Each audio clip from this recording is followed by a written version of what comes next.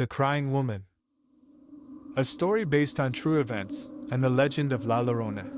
Emily and her 6-year-old son Luca had only been in the new house for 3 weeks when the crying began. They had left the city behind, hoping the quiet desert town of Valencia would give them peace after the divorce. The house they rented was a modest adobe-style home nestled near an old, dried-up riverbed. The landlord called it the Arroyo House. Emily thought the name was charming, until she realized the riverbed hadn't seen running water in years. It was just a dusty scar in the land. At first, she thought the crying was a coyote or maybe an owl echoing in the night. But it wasn't. The sound was too human, too raw. A woman weeping long, mournful sobs that came around the same time each night. 3:11 a.m. She'd wake in the dark, heart thudding, the sound drifting through the walls. By the time she got to Luca's room, the crying had stopped. He'd be sound asleep.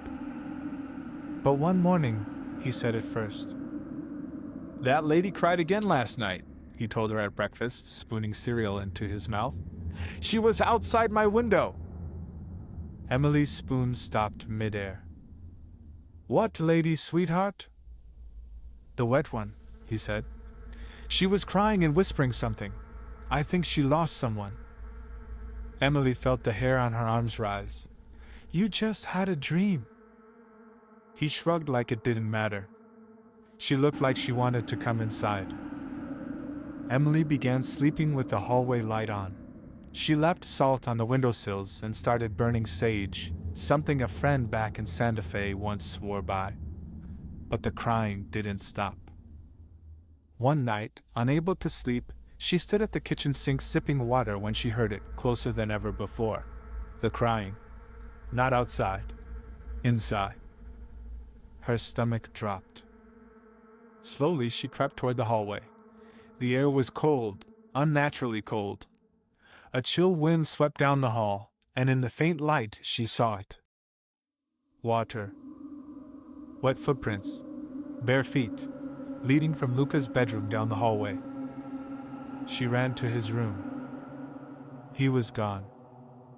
Panic exploded in her chest. She tore through the house, heart in her throat, screaming his name. "Luca!" A sound drew her to the back door. It was open, just slightly. She hadn't unlocked it. She stepped outside. The air was heavy, thick with moisture, though it hadn't rained in weeks. Mist clung to the ground like fog, and just beyond the porch, by the dried riverbed, she saw something moving. A figure, a woman. She was wearing white soaked, clinging to her bony frame. Her hair hung in long black ropes, covering her face. She was cradling something in her arms. Emily stepped forward, her voice shaking. "Luca?" The woman turned slowly.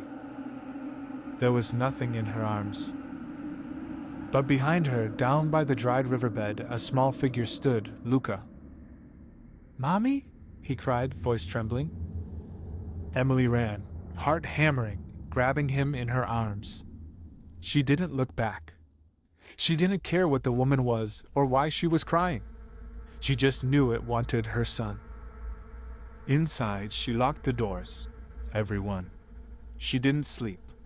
She sat on the floor of Luca's room, holding him while he slept. The next day, she took him to the local library to research what she was experiencing. Something about the woman, the weeping, the water, it all felt too familiar. She found it in a local folklore book. La Llorona, the Weeping Woman. The legend said she was a woman who, in a fit of rage or madness, had drowned her own children in a river. When she realized what she had done, she took her own life. But her spirit was cursed to roam the earth, weeping and searching for her children. Sometimes she finds other children and tries to take them, thinking they are hers. Emily felt sick. Her son had almost been one of them.